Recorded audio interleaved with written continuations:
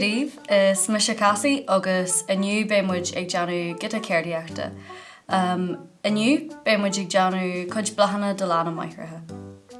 So de seo bé boxa ifa díth, bé réitúirí pipa díth nó pipe cleaners, bé pháistí fásta tá sé hana faoin curtha maith agam an seo, scúb péinte, isce agus papar fásta. Níl gahra díthormh ach bé sé bhabalta feicáil agus mé anú go dtíir féidir le deanú sála leis an stufa tá agah hana féin. Agus bé siir díth fásta.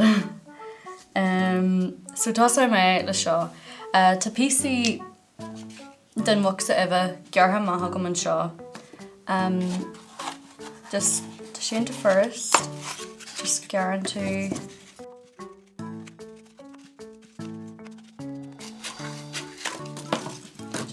i maith mar sin.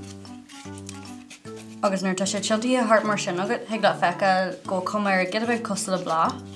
Má tá saolaíocht agat. Agus ceir sin amach, stois go ceara fital aige. Agus ag le é fiantad. So tá góm agam mar an scúban seo, mar rimen ceann seo hana féin ach trúthaí muid oriste.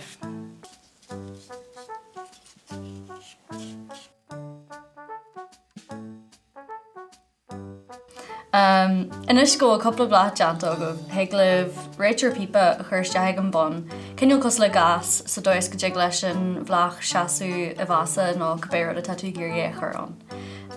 So thucaid a pan nua is leis de seo agus má tá gita codú díthort ó ganna gan eile tá sin mai golóir mar ag leis an písa seo bheith gita bheith dili agus chuann tú é sa bháin sin agus brúann tú fríd. Nes cois nám tá sé gita bheith dili sin í anú ach má tá bír ar an fan nua be sem mai glóir. Agus an sin fáid réitúir pipa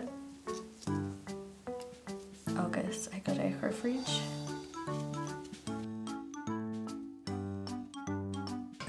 Agus a deanna cinse go bháin an sin sin, dúir muid gad a bheith tape fásta.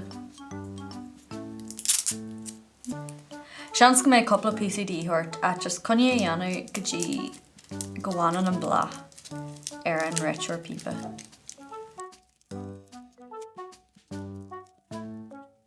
Agus sin cin óhain deanta? So higlibh tríal coppla cinneal blachanna difriúla dhéanú fásta. Tá papar sípar seo go bhain seo, crepe paper, agus tá méid gáil tríal coppla rósaí anú a sin.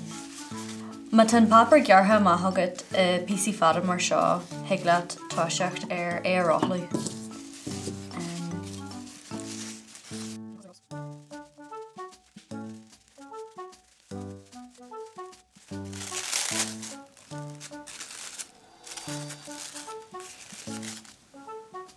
Agus fáid gita tape agus curry hart an sin just gan é chuineolt san áit ceart.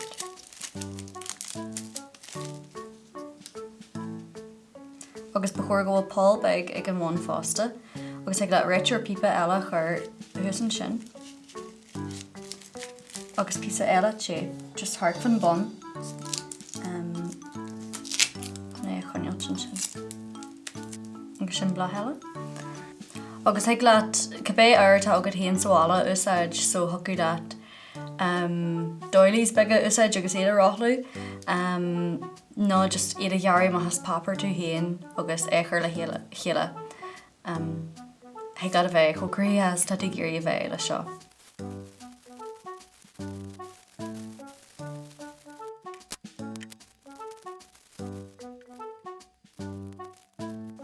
No, má tá géirí in áit tépa úsáid chun an réitúir pipa chur air, ag le é ráthlaí hart fa bonna bhlá.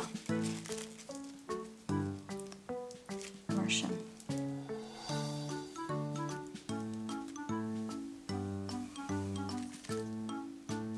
Agus nuair tá coppla blath deanta agad an seo, ag le iad a ghearraí sa dóis go bhfuil siad a le ar an ad ó tú géirí.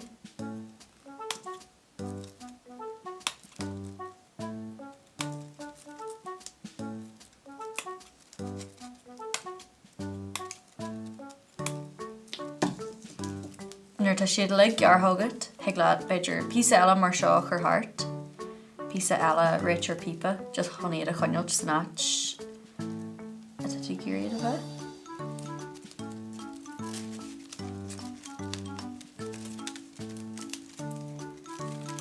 Agus iad a chur i griscín ná bhasa ná cabbéad atá agat sála.